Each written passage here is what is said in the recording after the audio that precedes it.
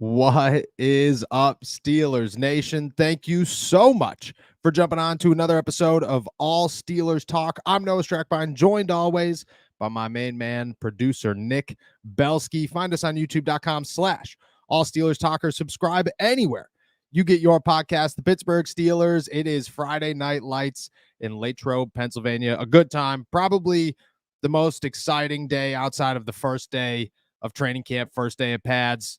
Strong number 2 is Friday Night Lights. The atmosphere is always great.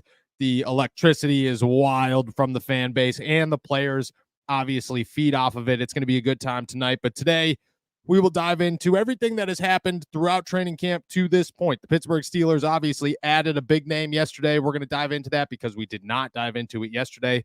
Maybe a wide receiver trade is off the table for the Pittsburgh Steelers, another name to monitor. And for the first time this training camp, I think it's important that we take a moment and we go through some winners and some losers on who on this 90-man roster is impressing and not impressing. It's a rainy one here in the city of Pittsburgh, but I can tell you right now, that's not going to stop anybody. People are still going to show up on Friday Night Lights. It's still going to be great. Do not care. If you're going to Sharky's afterwards, I'll see you there. How you feeling, my friend? I'm feeling pretty good, and I don't know if or why I haven't noticed this before, but you're a Latrobe guy, not a Latrobe guy. No, I'm a Latrobe guy, Okay. but that one just slipped out. That was All a right. Latrobe type of moment. You know, I was felt about like to say, I was like, I feel like I should have noticed that before because, I'm tried and true. It's Latrobe, Pennsylvania. Yeah. But hey, listen, everybody has their opinion on it. I was just surprised that you were on the Latrobe side, but good to know that we're on the same table here.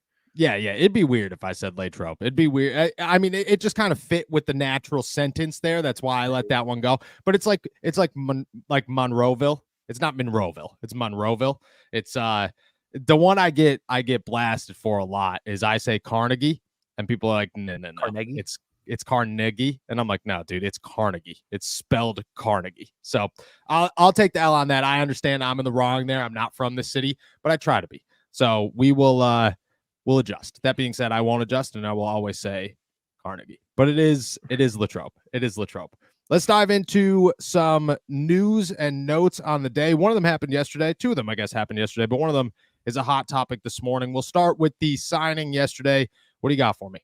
Yeah, the Pittsburgh Steelers lost a couple of outside linebackers on Wednesday, I believe, and instead they bring back somebody else, signing Marcus Golden to be outside linebacker for presumably coming into training camp after a successful 2023 season with the Steelers. So the return of Marcus Golden, something a lot of people have been clamoring for all summer long. Yeah, I like the move. I like Marcus Golden. I think he's a quality player and a quality human being. I'm a big fan of who he is as a person, but also who he is as a football player. I'm a bit surprised by the move. While I think that it makes a lot of sense, I thought Jeremiah Moon was the dude who was standing out enough to make a case for himself and say, okay, maybe you just bring in a smaller name outside linebacker to replace David Perales and Kyron Johnson. Instead, they're bringing back Marcus Golden. It probably marks the end of Jeremiah Moon. I don't know why you would keep him. Maybe you sneak him onto the practice squad, but Marcus Golden's as good of a 4 as you could possibly get. I love the switch up of TJ Watt, Alex Highsmith, Nick Herbig, and then Marcus Golden. I will say this, it leaves you run shy. Like there is very limited run support off the bench in Nick Herbig and Marcus Golden. Those are two quality pass rushers, not very effective in the run game. That's going to become a bit of a concern for the Steelers, I believe. I don't know if Jeremiah Moon is that guy, is a run stuffer. Alex Highsmith obviously is. I'd be interested to see if they add another name in there, or if they just feel comfortable enough where it's like, hey, Isaiah Loudermilk, Dean Lowry, DeMarvin Leal, Keanu Benton, Montrevious Hat, all these guys on the interior are good enough to make up for what they lack on the exterior at outside linebacker when it comes to running downs. Maybe that's their way about it, but I like the move. I think it's a great signing. I'm a big Marcus Golden guy. Even at 33 years old, I think he looks fine. Like the number changed to 91 outside of 48 last year, 44, whatever it was, gross number. So I'm all about 91. I like Marcus Golden. The junkyard dog is back. Big fan.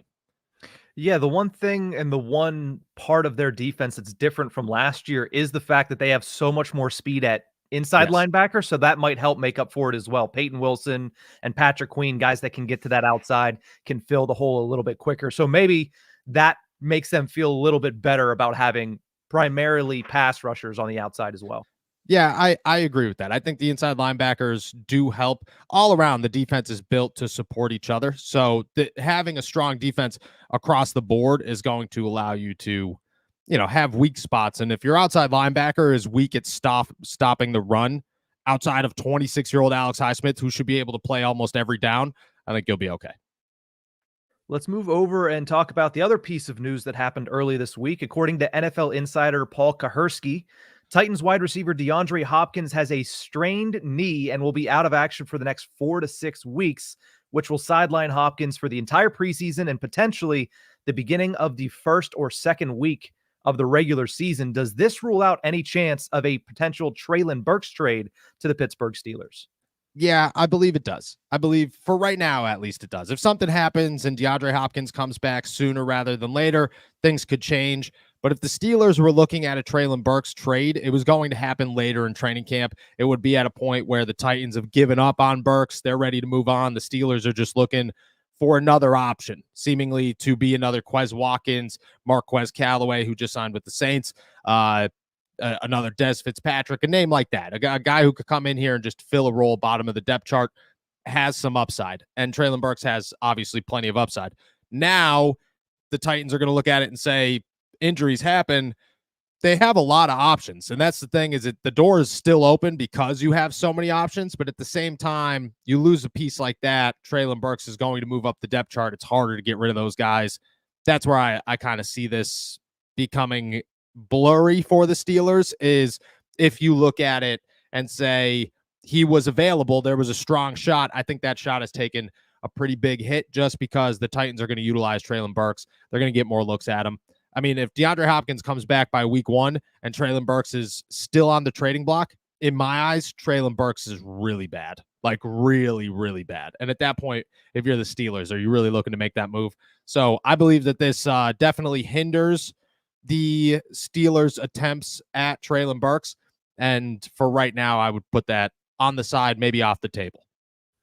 Yeah, whenever I looked at the injury, and as soon as it happened, you posed this question. You're like, all right, we're going to talk about this. And I was like, well, they do have Tyler Boyd. They do have Calvin Ridley, and Hopkins is supposed to be back early in the season. So there really still isn't a dire need to keep Treylon Burks. But you're right. At the same time, you look at where the Steelers are at. They lose a wide receiver in Roman Wilson. Now there's a need for another wide receiver.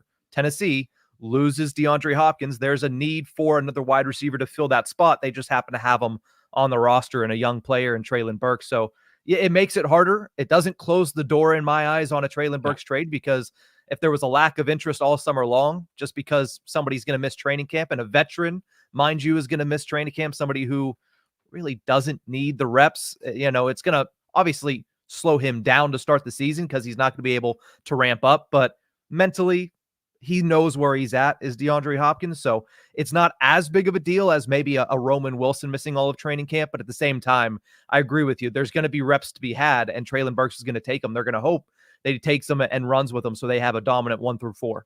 Yeah, I'll toss this out too. An alternative perspective is you're right. It doesn't close the door. And if there's a chance that Treylon Burks comes out here, looks good during the preseason, and kind of increases his stock. And that's another aspect of this, is the Titans aren't going to hold on to a gunner, a guy who's just going to play special teams, if they're able to get maybe a 4th round pick for him. And that's right now, that's not what the case is. He's going for a 6th rounder. You're just kind of looking to get rid of him. If you can make that a 4th, if he could climb up the ladder that much, the interest peaks. Maybe teams start calling. I could see the Tennessee Titans saying, yeah, you just boosted everything. That's great for us. Sounds good. The Steelers, I don't know if I'm giving up a 4th round pick for Treylon Burks, but right now, compared to 2.5 weeks from now, is a totally different game. And we know the Steelers love to give up those middle round draft picks, man. They love to dish them out. So if it does happen, I could see that making its way over there. Yeah. I mean, that's leaves a lot on this next couple of weeks. What does he look like with the ones? Because that's presumably where he's going to be playing the rest of the preseason. Yeah. Outside of that, let's dive into the bigger topic of the day. Fun topic. I'm excited to talk about this one. And I will say that while it is the winners and the losers of training camp, and the winners and the losers of training camp is something that we should address multiple times throughout training camp, I believe. But this is like this is one. This is your first week of training camp. There's no pads on. Who cares? Pads have come on. I believe pads will come on tonight and tomorrow during practice, and then they'll be off Sunday so that they get a break, and then they'll come back Tuesday. But at this point, we've seen guys with pads. We've seen guys without pads. We've heard from the coaching staff, and we've heard from pretty much every player. So you could come up with your winners and your losers to this point in training camp. Now, it's early. Things will change. A lot of things, like a ton of things will change over the next 2 weeks. But that's why this is step one and step two. And I'll be honest with you, my winners list is a lot longer than my losers list. So I had to toss in a little middle ground because some of these guys, in my eyes, like I'll toss some names out there. I got 4 middle ground guys that I don't believe are losers. And 2 of them, I believe people are going to like argue with me for. But I also say you're definitely not a winner. And if anything, you're leaning more towards the loser side than the winner side right now. We'll start with the winners. I got, I think I have 7 of them out here. There's the obvious ones, and then there's some sleepers that I am certainly excited to talk about. The starter and the biggest name, obviously, is Justin Fields. There's no question there. Justin Fields is the biggest winner of Pittsburgh Steelers training camp to this point. Russell Wilson isn't practicing. Day one, you were thinking, this is nothing. Who cares? Justin Fields will look like Justin Fields, and then Russell come back and he'll steal the show and everything will be fine and nobody will talk about it. Day 2 comes around. You're thinking, maybe I'm a conspiracy theorist enough to believe that Mike Tomlin is doing this on purpose so that Justin Fields could kind of just show the fan base like, hey, man, maybe I shouldn't be the starter right now. Day 3 rolls into town. Justin Fields looks good. Day 4, Justin Fields is perfect. Day 5, he continues to impress. At this point, Justin Fields has climbed himself into it's time to start talking about when this becomes a real quarterback competition. Not that it has to become a real quarterback competition, but at what point do we cross that line? That line is now visible. It was not visible a week and a half ago. So Justin Fields is my biggest winner of training camp to this point, I think hands down. Number 2 on this list is Van Jefferson.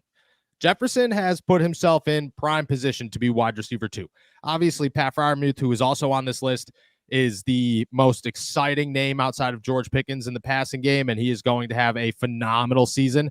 But Van Jefferson is your starting wide receiver opposite of George Pickens right now. I think him catching 300 balls every single day is just wild to me. Like I couldn't do something 300 times every single day. He does it every single day. That's crazy. I'm going Van Jefferson as my other winner. He's looked good. He's had a couple of moments where you've gone, okay, that's a good play by Van Jefferson. Yesterday, I think, was his best day. Jefferson's on there. Pat Freiermuth is on there because, I mean, Pat's going to – I expect the Pat Freiermuth contract to get done here very soon, but it's going to be a nice deal. Like, he has earned himself a contract extension with the Pittsburgh Steelers. That's not going to change. The next name on here is a big one before I get into a couple of sleepers. Beanie Bishop, man. Beanie Bishop is your starting slot corner. He is the guy. I don't know how we make a shirt with Beanie Bishop on it, but we have to find a way to make a shirt with Beanie Bishop on it because that dude is electric. I love him. I love the energy he brings to the field. Like he's an undrafted guy out of West Virginia who's chirping all the time. He's constantly talking smack. And you want that. Like you want it in the right ways. Like he's talking smack, but he's not starting fights. He's talking smack, but he's dapping up a wide receiver. Like that's who Joey Porter is. And that's what Beanie Bishop is becoming. The guy who is going to get in your ear all the time. He's going to make sure that he is constantly letting you know that he's better than you. But at the end of the day, you're teammates and he's helping you out as much as you're helping him out. That's who Beanie Bishop is. He is a stud. I would say Fields is the biggest winner. Bishop is a close second, very close second on this list. And then I got 3 sleepers. The first one's DeMarvin Leal, who I think has put himself in a position to make this roster and take a pretty big step forward this season for the Pittsburgh Steelers. The other 2 is a competition of fullback versus tight end. Who you keeping? I think you keep both of them. That's Jack Coletto and Michael Pruitt. Those 2, like, outside of the starters, they might be the most impressive names on the Steelers roster right now. And Coletto, I guess, technically is a starter right now, but they look great. Pruitt's making catches that Pat Freiermuth would make. He's blocking as well as any of the tight ends. Jack Coletto is running over Patrick Queen and Landon Roberts and Mark Robinson and creating holes for Najee Harris. And Najee Harris is running down the field, screaming at the top of his lungs how excited he is for Jack Coletto. Arthur Smith's talking about how, yeah, fullback is in this offense and he is part of this offense.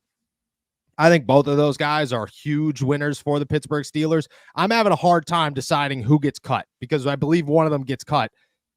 I don't know who it is. And I think there's a stronger argument, and people are going to not like this take, but if I'm creating this football team, the guy I'm cutting is either Cordell Patterson or Connor Hayward because I'm trying to keep both of these guys. And I would rather keep both of these guys than both of those guys. And I know not everybody's going to like that take, but just for what you could utilize them for, they do so much more. Connor Hayward's not a fullback. He doesn't look good at fullback. He's a great pass catcher, but Michael Pruitt's a good pass catcher too. So I think that those two are my winner. That's my list of 7, I believe. If I had to rank them, Justin Fields, Beanie Bishop, Pat Freiermuth, Jack Coletto, Michael Pruitt, Van Jefferson, DeMarvin Leal. Those are my winners.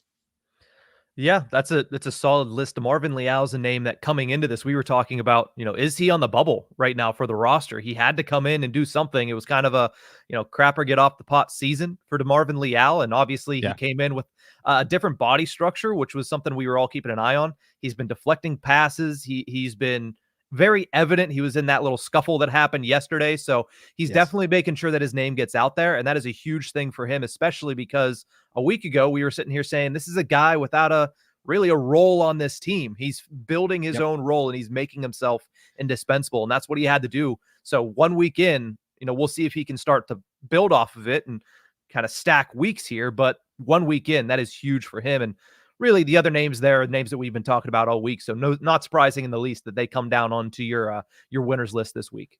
Yeah. So Pruitt is at one point yesterday, Miles Killebrew shoulders somebody. I don't remember who it was. Shoulders him, like hit him hard, and no pads on. You're not hitting, but he hit him hard, and the guy goes down. Pruitt's helmet comes right off, and he starts screaming. He's like, "They've been doing it all day. They've been doing it all day!" Like screaming at Terrell Austin, just like trying to get his guys under control. He was ready to go. Like he was ready. The guys are like kind of like started to kind of like step in front of him. Like, hey, like, yeah, let's not leave the sideline here. He was ready to go. That's what you want in those guys. And that's like Coletto's got to start doing that. You need everybody to start doing that. But those guys being involved in some scrums, those guys being enforcer, like that's what you want is enforcers out of those guys. And you're getting it. Yeah, it seems like the intensity is ramped up really around the entire team. You mentioned Beanie Bishop. Yes. I'm sure Patrick Queen is known for, being able to talk it and walk it at the same time. I've heard him and Jalen have had one of the best camp rivalries so far over the first 6 or 7 days. So it seems like there's a lot of intensity. It seems like there's a lot of confidence on both sides of the ball, which is always a great thing. And then there's, we might get to it, but I like what I heard from Mason McCormick yesterday as well. Yes. Yeah, Mason McCormick is I wouldn't say he's a winner, but I like what he's showing. Like him and Troy Fontanu starting the biggest fight of training camp so far. That's what I love to see. Like get those guys in there. Who cares? For the perfect reason. And for the exactly. Like that's our quarterback. Mason didn't even he smiled for half a second answering those questions. I was standing right there. He's like, yeah, don't touch my quarterback. And I was like, all right, sounds good, pal. I'm not going to do it. Don't even worry about it. Yeah, that's what you want out of those guys. I love what I'm seeing. All right, let's dive into, I got 2 losers, and then I have 4 guys in the middle ground here. So the losers are simple names. I think easy ones people could see coming. First one is Russell Wilson. I mean, you got to practice. You are literally letting, and it's Mike Tomlin. Like Mike Tomlin is doing this to Russell Wilson. But you're losing the pole position quarterback battle because you're not on the field. Like you're allowing this to become a real thing when it was the farthest thing from a real thing. There was no quarterback competition coming into the training camp. None whatsoever. Like we would not talk about it because there was nothing to talk about. There is now something to talk about. The fact that Russell Wilson is not practicing gives us something to talk about. That's Mike Tomlin's. That's Mike Tomlin's fault, 100%. And whoever decided that Russell Wilson was going to do lineman drills in a conditioning test, wild times. But because of that, Russell Wilson is a loser. You got to get back out there. You have to get on the field and show everybody there is no quarterback competition. I'm the guy. Because right now, it went from assumptions for both quarterbacks to just assumptions of what Russell Wilson cannot do. And that is lead an offense and look as dynamic and versatile as Justin Fields does right now. You got to get back out there. And the other one's Cordell Patterson. There is at where I stand right now, Jack Coletto, Michael Pruitt, both of them hold higher ground than Cordell Patterson. The fact that he hasn't done anything during OTAs, minicamp, and now training camp means that I have no idea how to judge this guy. He was injured for a lot of last season. Like, what are you getting left of this? That's what my question is you signed an all-pro, potential future Hall of Fame, like, kick returner, and you're working kick returns, and Calvin Austin and Jalen Warren look good, and you're just thinking, well, they look good. Like, why would we? They're young. They're going to be here for years to come. Why would they not be the guys?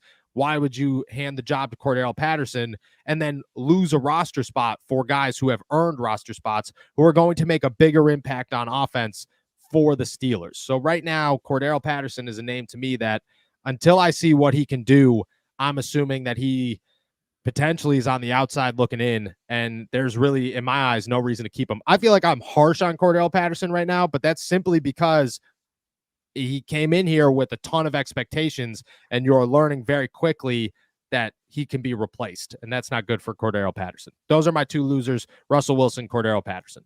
Yeah, and the Patterson one is similar to Russell Wilson with one big difference. Patterson is getting it from multiple fronts because yes, he's opening the door for other players, but in running back three, it's Shampklin and Jonathan Ward that are slowly catching him and where he was. At tight end. He's not a tight end. At wide receiver, you're seeing Calvin Austin and Van Jefferson step up at returner. It's Calvin Austin and Jalen Warren. And all of a sudden you're saying, all right, these other players are going to play more roles if they make the roster versus Cordero, who's 35, who's already dealing with injuries. And, who, while he's versatile, there are other players that are versatile on this team. And that is what, the Steelers and Omar Khan have valued this offseason. So you look at that, and from that standpoint, you just simply say, all right, we brought this guy in for a reason, but if he's not on the field and everybody else steps over him, it's going to be hard to make the case to keep him on the roster over somebody else.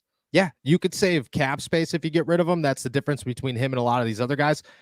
It just, if you are looking at a situation where something needs to happen, if you're the Steelers, whether it's a wide receiver trade or a signing, or maybe you have to replace Cole Holcomb, something, that's easy money, the easiest money that you could come up with. The Steelers are not in a good spot with him. I agree with you. He's getting surpassed on every angle here. He's got to get out there. And the truth is that Russ is trying to make progress.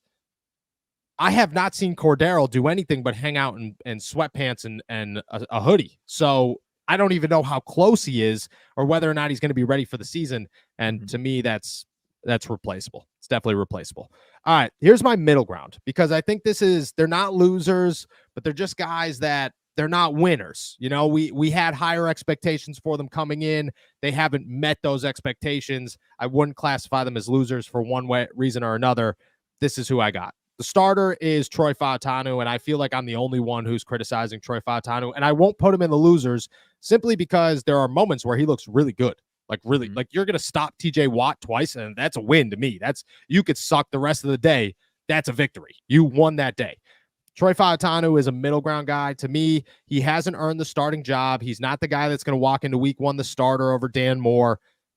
But I'm not worried about him. I'm not worried about Troy Fautanu being bad in the NFL. I think he's going to be good in the NFL. I just think he needs more time to develop and adjust and so on and so forth.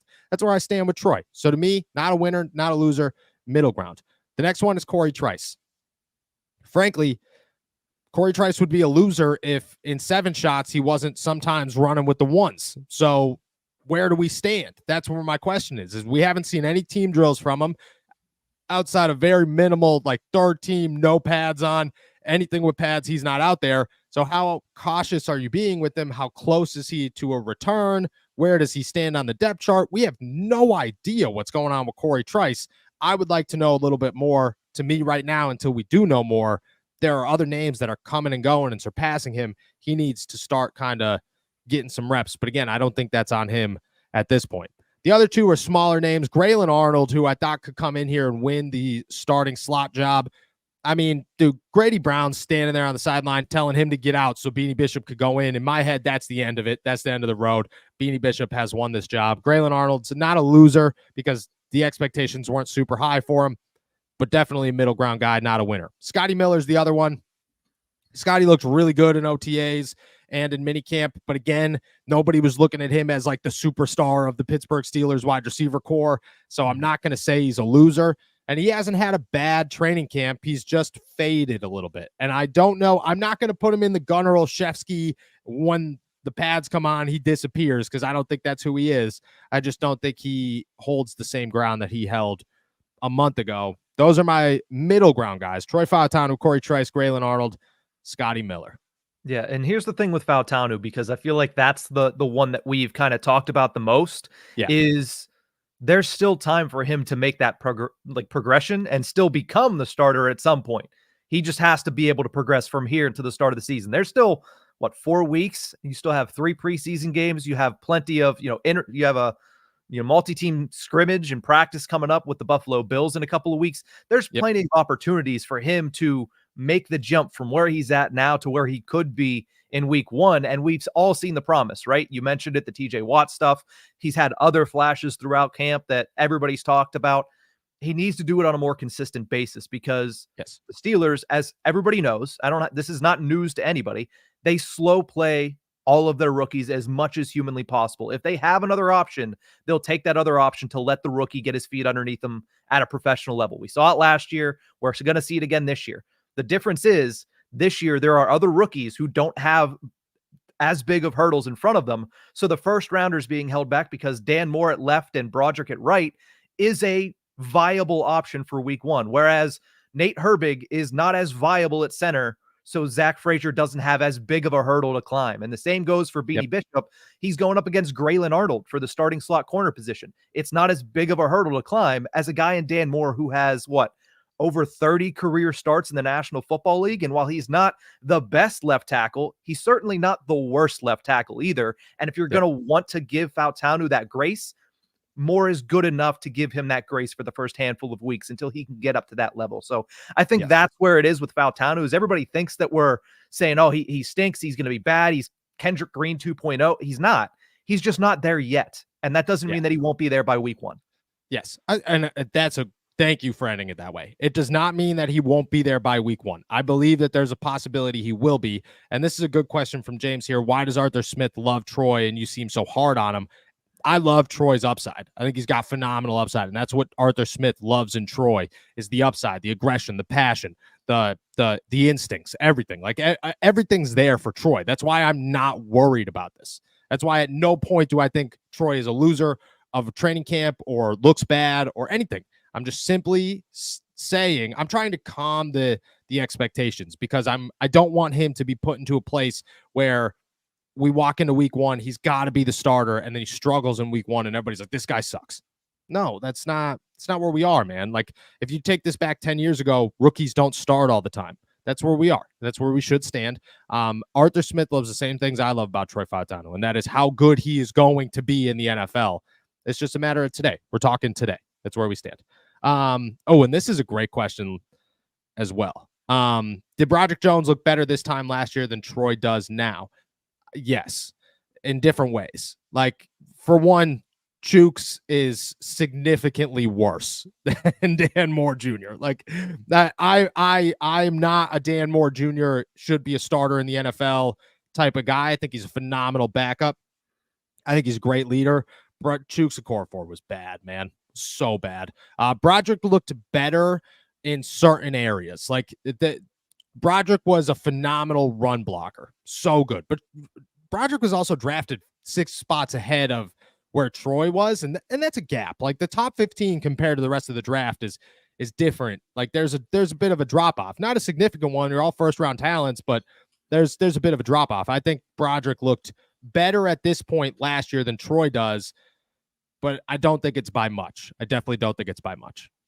All right. With that said, those are my winners. Those are my losers. Those are my middle ground guys through 2 weeks of training camp. I appreciate everybody sticking through on that. I'm ready to answer some questions. As we do every day, make sure you drop them in the chat. We will answer all of them before we head out of here. What do we got? Yeah, let's start with Daniels, who says, why can't you see an extension for Najee Harris? Everything I've seen, he's looked great. If we want an elite offense, aren't we going to have to pay for a good running back one anyway? No, definitely not. I mean, you could, but in the NFL, I mean, most times the NFL where it's trending right now is most times you're either going to land a guy like, I don't know, the first name that comes to mind is like James Conner, who's a quality running back starter in the NFL, cheap, super cheap. And you could get a guy like that. And for the Steelers, where the Steelers stand, they're in a completely different situation. So I can't see an extension for Najee simply because he's going to either outrun himself, where he's going to earn too much money next season and the Steelers aren't going to look to pay it, or he's not going to be good enough and the Steelers aren't going to want to keep him. The other side of that is if he outprices himself out of Pittsburgh, Jaylen Warren is a restricted free agent, which means you could tender this guy for literally nothing. Like you could pay Jaylen Warren scraps for next season, get him as your starting running back, and then just go find a running back too, which is much easier to find. Not guaranteed. Nothing is guaranteed, but there is, if you're looking at it a year from now, tendering Jaylen Warren and trying to find a running back too is how Omar Khan and everybody else likely sees this turning out with Jalen and Naji and everybody else. Let's go over to Adam Carson's question, who says, things seem to be trending towards Van Jefferson as the wide receiver too. Should we focus on getting a slot wide receiver with the Roman Wilson injury? No, I think Calvin Austin's your starting slot guy, even with Roman Wilson back. Hopefully Roman's back for the start of the season. You'll have to slowly work him in. I would say by week 3 is where he starts to somewhat get involved in this offense a little bit more. In the meantime, Quez Watkins is a slot guy, and he looks good enough, I guess. I don't know. Good enough would be the right word there. Connor Hayward could play the slot. Pat Freiermuth could play the slot. You have options there. My thing is you need another outside guy. The Steelers don't have another outside guy. That's why I think the best case scenario is you sign or you trade for an outside guy, and like Brandon Ayuk or whoever. And I know that's at this point, that's not something we're talking about or expecting to happen, but that's in an ideal world. That's what you do and make Van Jefferson your first off the bench on the outside. That's where he fits the best in the NFL. And I think that's where it works out the best for the Pittsburgh Steelers. Let's move over to Forel's question. He says, why aren't we extending our core? We essentially have the cap room to not only bring back the top players at the position, but build the chemistry that it seems like we'll lose more than we retain if we don't. I mean, you're going to extend everybody but Naji. So I get where you're coming from, but you're going to, like, Cam Hayward's going to get an extension. He's already hinted at it. Pat Freiermuth's extension is going to come very soon, I would believe. And you're going to bring everybody else back, essentially. Like, you're not going to lose anyone. The only person that you'd lose next season is, I guess you'd lose 2, most likely. Larry Ogunjobi, unless you re-sign him for cheap, and Najee Harris. And, I mean, both of those guys are replaceable, and in the NFL, it's constantly rotating. So I get your question. You want to build that chemistry, but you're not losing pieces big enough, and you're not going to waste money on a wide receiver or a running back simply because you want to keep that chemistry. That's not a position that you're going to do that for. It just doesn't happen around the NFL. Let's go to David's question. He says, long-time listener, first time catching you live. Keep up the good work. Appreciate Who is you. your favorite Steelers player of all time? Hines Ward. Hines Ward is top of that list, man. I was the guy that was like smiling all the time when I was playing sports when a kid, simply because Hines Ward was smiling. That was my guy. And as I've gotten to meet him over the years, he's just a good dude. So I'm a big Hines Ward guy. Yeah, I always go to Troy Polamalu. Electrifying guy to watch on the field. I mean, he could do anything at any moment in time. Was my all-time favorite. And he married somebody from Johnstown. So, there's always that connection. Yep. Yes, that's crazy, actually. That's crazy. So shout out Troy. He's been at camp every single day. He wears such like Troy Polamalu socks, man. They're like wool gray socks, and I'm just like, that's a Troy thing. So Troy's the man, dude. Troy is definitely the man. Let's go to Still Cold, who says, do you believe Russell's injury will linger all season? Isn't he pushing 35? He's actually pushing 36. And it has been a thought of mine of like, what is the injury? I don't know what the injury is. That's the problem. Is they just keep saying calf injury. Is it a strain? Did something tear? You had to take an MRI. Does that mean that you just pulled it? Like, what's going on here? I don't know. It's too early to say. Do I worry about it? Yes. But right now, that's all it is a worry. I have no evidence to say that it's going to happen. Let's go to Anthony's question. Going back to the wide receivers, says, would you sign Hunter Renfro at this point in the offseason? No, to be honest, no. I'm kind of waiting it out for Juju. I think Juju's a good grab for the Steelers. He makes a lot of sense. He could come in here. He could play the outside. He could play the inside. He's physical. He fits Arthur Smith's offensive style. The Steelers loved Juju when he was here. So I would wait it out for Juju over Hunter Renfro just for play style in the offense. That's where I would go. Let's go to 814, who says, since you are thinking we should trade for a receiver, who do you think is a logical option? Right now, I don't think anybody is. I think you go out and get who's ever available. There should be, in my head, I'm not sitting around saying I won't trade for Brandon Ayuk because George is going to get extended. In my head, it's I'm going to go win a Super Bowl this season. We'll figure out the George and the Brandon Ayuk situation in 2 years. So that's where I stand with that. That would be my perfect match for the Steelers. That being said, where we stand right now, I don't know. I don't think anybody's on the table for them currently. That'll change by the end of August, but we're in that weird dead period where there's no reason for a team to give up a wide receiver right now, so they're not going to. Yeah, I think whenever this question comes up, my mind immediately goes to Tennessee, which we had the discussion about. That door kind of closed a little bit. And then the Houston Texans have so many wide receivers. Guys. So, John Mechie's a name that I've obviously kept my eye on. Will keep my eye on, especially next week when the Texans come to town. Yeah, very true. Very true. That's the thing is right now the Texans haven't opened any doors with that. So we're just waiting for the next door to open. Let's go to James's question. And actually, 814_outdoors had the same question. Can we talk about Zack Frasier? It seems like he's stout, and 814 wanted to know, is he the starting center at this point in time? Nate Herbig is the starting center, remains the starting center, but Frasier's look good. I've been impressed with Zack Frasier. He's had, I believe, 2. That's all I've seen, bad snaps, which is, you never want any bad snaps, but he's looked good. He's a guy that's continuing to learn. Nate Herbig is reliable, and that's my thing with Nate Herbig is I'm not ruling him out as the week 1 center simply because he's reliable. He could be you could toss Nate Herbig in there, feel pretty okay about where you stand on the offensive line. I thought they should have did it last year when they were, I thought they should have replaced Mason Cole with Nate Herbig middle of the season and let that go.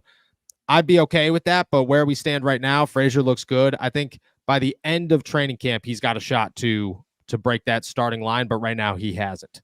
Let's go to Kaleo, who asks, I heard Minka wasn't too hot in camp yesterday. Is this concerning at all? I didn't look at, I don't even, to be honest, I don't pay attention to Minka Fitzpatrick in practice unless he's doing something crazy because he's Minka Fitzpatrick and you shouldn't have to worry about Minka Fitzpatrick. I'm not concerned at all. I don't know what he didn't look hot in yesterday. He just if Minka doesn't do anything in a day, it's a great day for the defense because that means Minka didn't do anything all day. You know what I mean? In the words of Earl Thomas, I play safety. If I'm not doing anything, it's a great day. So that's where Minka is. I'm not worried about him. Never am. You know who else? There's not a lot of reports of positivity coming around. TJ Watt, Cam Hayward. Yeah, true. I will take that back. TJ looks like a monster. Well, but it's typical at this point that he just does stuff like that. So nobody makes a big deal out of him. Yeah. That's what I'm saying. These guys are not guys that I'm paying attention to. It's the rest of them. I'm looking for the guys that are going to shape out the defense, not the guys who are going to take the defense to the next level. Let's go to Lifted One's question, who says, do we draft Amarius Mims if the Bengals don't take him instead of Troy? I believe the Steelers still would have went with Troy Fautanu. In my head, and from what I have heard, Troy was a guy that was top 10, top 12 on their draft board. Like they saw him as he fell. I remember Omar's exact words during the draft were, every 10 minutes that passed were the longest 10 minutes of my life. So in my eyes, they wanted Troy. They thought Troy was their guy. I know they had him ranked in the top 12. I don't know where they had Mims, probably in the top 15 somewhere, but I think Troy was their dude no matter what. Let's go to Chris Irwin's question. He says, how would you feel about signing Quan Alexander? And did you see his new hype video? Oh, I did not. Excited to go check that out. Quan Alexander, I think, makes sense if Cole Holcomb does not play this season, which I don't. I mean, I'm getting more and more weary about whether or not he is going to play this season. I think Quan would make a ton of sense for the Steelers as, you know, their fourth inside linebacker, but he's got to be able to accept that role. Whereas I'm just coming in here, I'm going to make sure everybody's healthy throughout the year, but Landon, Payton, and Patrick Queen are the starters, and I just kind of go from there. Let's go to Caleb's question, who says, what did you think of the new Kickoff last night, if you saw it at all? I mean, I saw highlights of it, but to be honest with you guys, like, I didn't watch much football. I was excited to watch football last night, and then, you know, you're moving into a new house, things come up. But that being said, yeah. Oh, I had to fix so many doorknobs last night and put new rugs in. It was a great time, actually. I think the kickoff rule looked, you know, it's going to get better. Everything's going to be smooth. My thing is this, like, with the new kickoff rule, like, everybody's freaking out about, like, the changes and what's to come and how complicated it's going to be. I'm more focused on the fact that it's designed to make sure that more kickoffs happen and more returns are in play for the NFL. That's what I'm excited for. And I think that we'll get more of during the regular season. Let's go to Kalio's question, who says, what do you think the Steelers' succession plan will be after Russ and Fields, or do you think they draft a quarterback next season? I believe it's too early to tell right now where they're going to go. Russ and Fields are both on the table as the quarterback next season. If neither of them are here, it becomes a very interesting conversation, because what does the free agency market look like? Is a name like Daniel Jones out there, which stinks, I know, terrible, but if you could get him for nothing and you have a bad draft pick, you're going to take a shot on him, and that's where the Steelers might find themselves. If you're picking 28th, you're not going to get a quarterback, at least not one that is bona fide. You don't even have to have another option on the roster type of guy. We have to see what the free agency market looks like. And then where do the Steelers draft? Because I think that plays a pretty significant role. But I think it's too early to tell. Drafting a quarterback is certainly on the table, though. Let's go to Raphael's question next. He says, how's Payton Wilson looking in training camp? The only Wilson left on the field, it seems. Yeah, it really is. He's a gazelle out there, man. He is running all over the place. He's so fast. Needs to work on. He needs to put on a little bit of size, but that'll come in the NFL, and that'll help with the run stuff. But as just like the speed and athleticism side of him, it is so apparent, and he looks like he's going to be good. Am I saying that he's like, you know, you got to start him, he's the next franchise inside linebacker? Early, but at the same time, he's in my top 3 of inside linebackers on this team. Like, you could sign Quan Alexander, I'm not taking Payton Wilson off the field. No chance. Let's go to Tim's question next. He says, you've mentioned how excited you are to have a fullback. It sounds intriguing given our potential to be dominant with the run. I'm just curious why no teams seem to use a fullback any longer. I don't know, but the Steelers are going to make the fullback great again. I'm pinning it. I'm already working on the shirts. They're coming. Don't even worry. I don't know why other teams don't do it, but you look at the teams that do and they have a ton of success, and they're also zone run teams. Like, San Francisco's a zone run offense, and Arthur Smith is a zone run offensive coordinator. If you could get a fullback in there, you could do a lot of things. So I don't really know why other teams don't use it. I mean, it's a pass heavy league these days, but if you're in Pittsburgh and you want to use it, great, because I think it works every single time. If you ran read options and I formation on every down this season, didn't throw the football one time, I'd be okay with it, because I think it would win every time. Yeah, and if you look at the teams around the league that actually use them, the Ravens, who are majority run, even down to their quarterback, majority run. You mentioned the San Francisco 49ers. Those are teams that if they're behind, they're fine running the football, because they know that they can go down the field and march down the field running the football. That's who the Steelers want to be this year. And I think they have the personnel to pull it off. We'll see if it all comes together. Kansas City Chiefs have a fullback too, and people sleep on that one. Like, the Kansas City Chiefs utilize a fullback. So not often, but they utilize it, and it's just a good piece to have on your offense. It is a good piece to utilize. That's a wrap for questions today, then. That's all we got. That's all we got.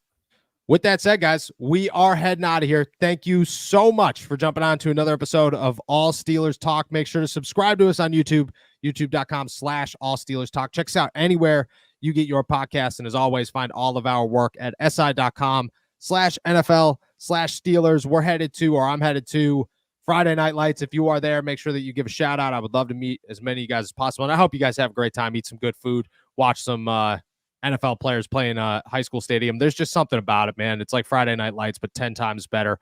Hope to see you guys there. Hope everybody enjoys it. With that said, enjoy another beautiful day in the Berg.